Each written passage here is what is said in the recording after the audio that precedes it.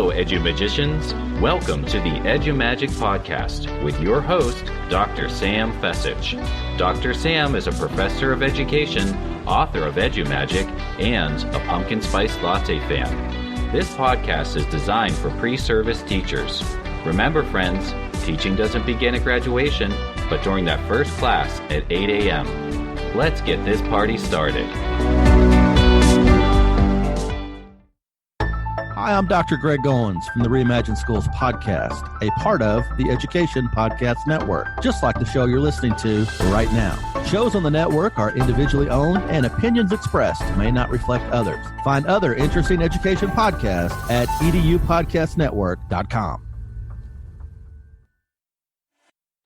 Hello, friends, and welcome back to another episode of the EduMagic Podcast. I am pumped this morning. Well, I'm recording this morning. You guys don't know that. But I'm recording this morning with an amazing educator, Emily Behm. Emily and I met last fall during her student teaching practicum, and she is an amazing educator. And she created something amazing for her student teaching practice using Book Creator during that time that we spent together. She is an inspiration to educators everywhere. And when I put the call out there, hey, does anyone know who is doing an amazing online teaching business?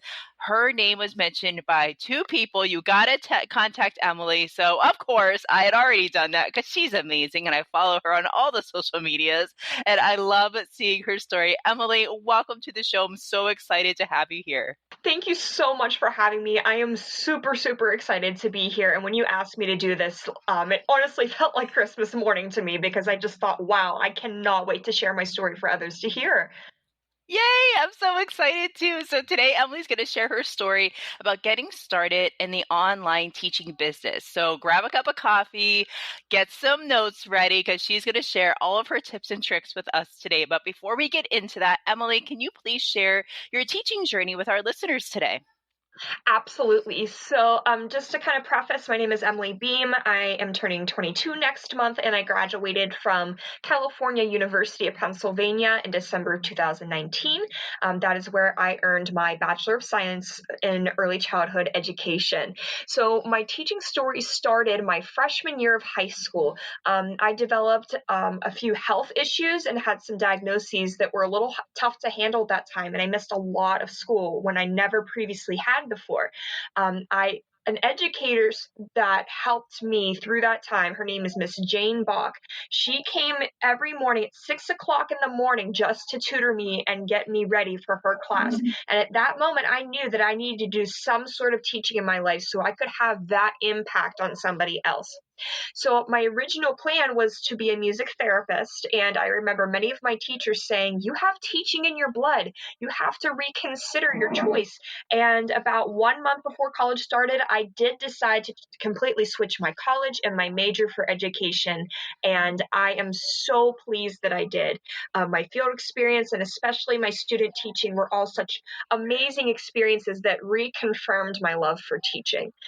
So when I graduated, I started substitute teaching, and about a month after I graduated, someone came up with the idea that I should start my own tutoring business. So that is when Learning with Emily was born. Through this business, I do private tutoring for most age levels. It depends on the content. If I don't feel that I'm well versed in that content area, then I normally just refer them to somebody else. But I especially specialize in early childhood and literacy.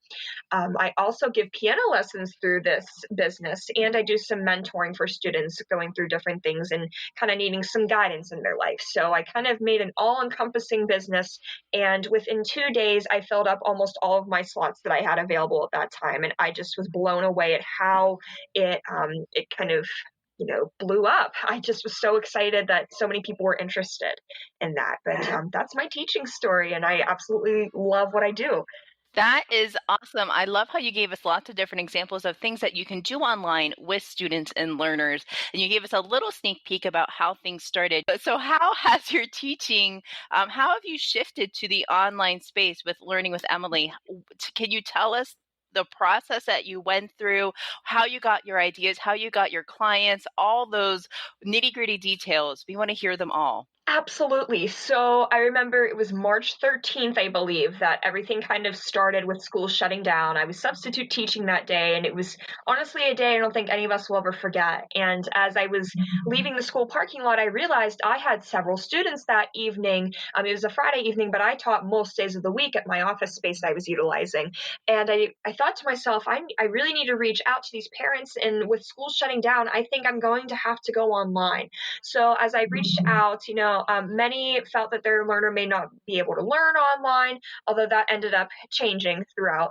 But that was kind of the last day I taught in person. So I really had to do some thinking and quickly, within about 2 days, switch everything online. So what I did was utilize a variety of platforms.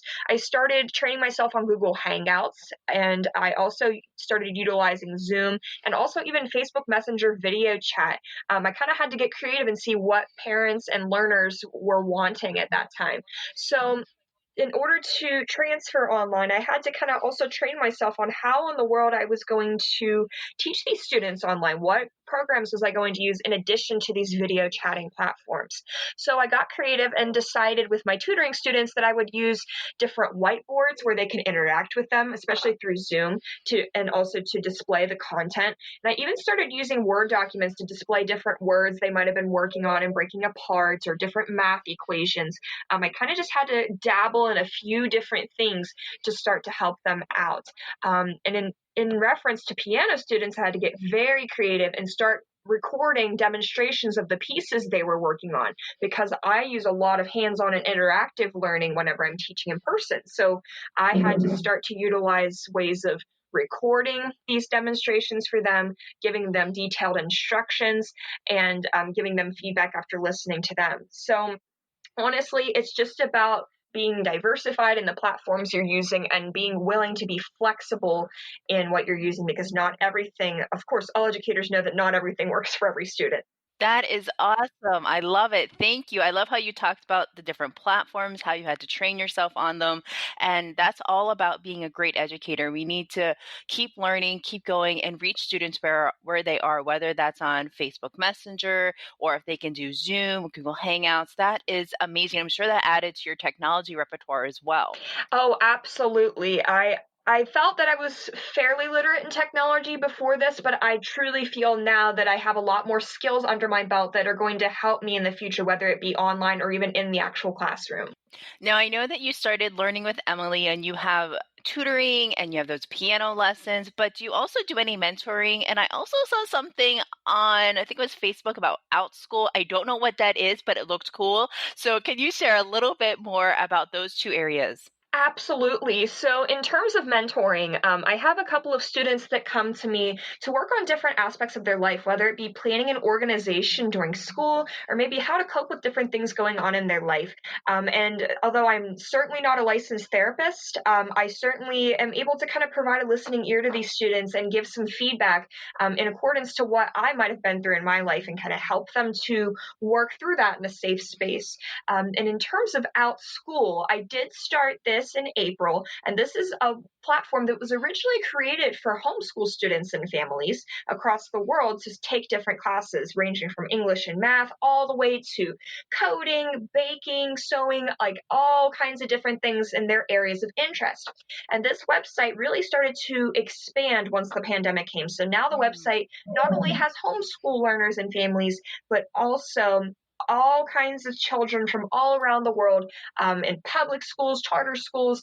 I mean, it is very diversified now, and it ranges from ages 3 to 18. So when I applied and got accepted to this platform, I was able to design my own classes from scratch. I can teach them whenever I want, however often I want. And I can also set how many students are allowed in the class. So I can make private classes and group classes. And it has been an absolute joy to teach on there so far, especially because I have so much freedom in what I would like to teach. And I probably at this point have taught in excess of 300 students or more in the past month and a half. And I feel as if it's really helping me gain a lot of experience in the areas of technology, in the areas of content delivery, and working with various groups of students in all ages. That's awesome. I got to definitely link that in the show notes for sure. It's called OutSchool, things that they're looking for on their application. Absolutely. So, the cool thing about OutSchool is you actually do not need a teacher certification. You just have to have a passion and expertise in the area in which you'd like to teach. So, the application process, I would say, takes around 1 to 2 hours, depending on how detailed you get with your answers. They want to know everything about your experience, like your work experience working with children, experience in the area in which you're teaching. And of course, if you have any credentials, they would love to know that as well and how you've utilized that. And they also ask for a video of yourself kind of talking about your teaching experience and why you love to teach. And I know for sure they're looking for that spark in you, in how you love what you do. And they want you to really get to the meat of the questions there. So honestly, they are open to a diverse group of people applying. If you think you have a love for something, you should definitely apply and make sure that you highlight your experience and also your passion in that field. Thank you, Emily. That's awesome. Let's get back to learning with Emily. Can you give us 3 tips for aspiring educators who want to start their own online business? Absolutely. So I would say the number one tip that pops up in my head is to use social media to promote yourself. I gained, I would say, about 50% of my students just from creating a Facebook page and having people share that page with others about my services. So I would suggest getting every social media handle that you can, such as Facebook, Twitter, and Instagram. Those are the 3 main ones that I use. And I would highly recommend using those as often as you can. Do specific examples. Maybe if a student has a social media release from you and is willing to show their face on social media in your business, take some pictures and videos in action of you teaching them, and kind of describe what you're doing with them, what they're doing, and also encourage parents to leave reviews and feedback about the services that you're providing. My second tip kind of goes hand in hand with this. The 3 social media handles, Twitter, Instagram, and Facebook. I highly recommend those. I think that building yourself on those platforms and really giving a lot of detail about your expertise and your love for what you do is really going to entice people to sign up with you and kind of learn more information. And also, please make sure to offer a variety of options for learners. So make sure that maybe not just tutor in one content area, kind of maybe do it in 2 or 3. Just make sure you're kind of putting yourself out there for a variety of options. I also highly recommend offering discounted or free sessions for the first session to various groups. So that way you can kind of gain valuable feedback and show learners and families your dedication to what you're doing. So this is optional, but I have found that offering free or discounted sessions for the first time with students and their families shows them how much I actually care about what I do and how I want them to be satisfied with my services. I even had during the pandemic a day of free tutoring for anybody who wanted to sign up, just to help families in need and to kind of show them my services. And from that point, I did gain a new student from that long term because they showed that I was dedicated and truly am in this for the students and their well-being. So just make sure to promote yourself, offer a variety of options, and offer different things that kind of draw families in and show them your love and passion for what you do. Those are fantastic tips. Thank you so much. Do you have any resources for aspiring teachers who want to start their own online business? Do you have any resources for them to refer to check out as they begin this process? Yes, I do have a few things that I feel that they should check out. For video chat, resources, you should check out Zoom, Google Hangouts, and the Facebook Messenger video. Those are the 3 that have worked best for me. So I really encourage them to do more research on them and see the different options they have and kind of toy around with them a little bit, especially with displaying things on your screen. I think you should even get people to volunteer to kind of do some trial runs with you before you would use those platforms. The second group of resources, as I mentioned earlier, check out Twitter, Instagram, and Facebook if you don't already have them, and check out how you kind of build your profile and how you market yourself. And my third resource would be to advertise through school districts and homeschool parent groups, especially during this time. Kind of send whoever you need to an email describing your services, describing what you're doing. And you would be surprised at the amount of interest that you get when you start your business. And just to kind of throw it out there, I would be more than happy to meet and talk with any aspiring online teachers that would like some assistance during this time. I'd be more than happy to share more about my experience and to help them build their profiles and market themselves. I'm always sharing and promoting various teachers. So anytime anyone needs anything, I would be more than happy to serve some assistance for them during this time. I love that. And it's a great segue into our last question. Where can we connect with you and find all the amazing things that you're doing? Perfect. So I have Twitter, Instagram, and Facebook. So Twitter and Instagram, it has the same exact handle. So it says Miss Behm _edu. So I'm going to spell that for everyone real quick. So it's MISSBEHM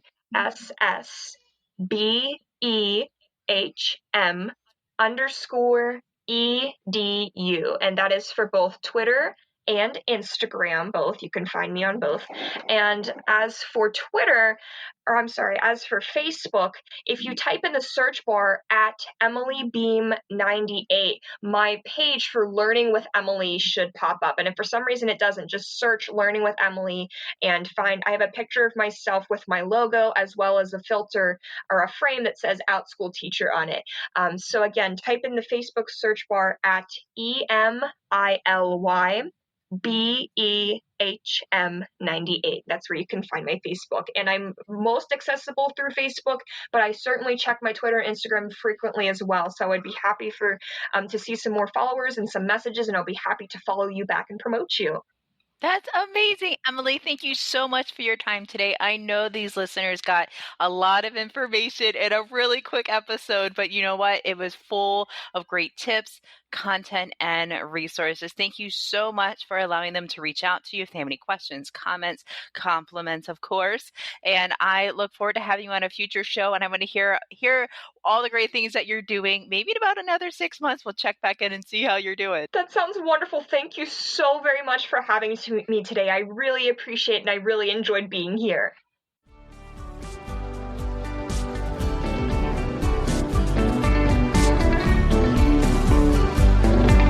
And there you have it, Edu-Magicians. If you enjoyed this episode, please subscribe and share it with your friends.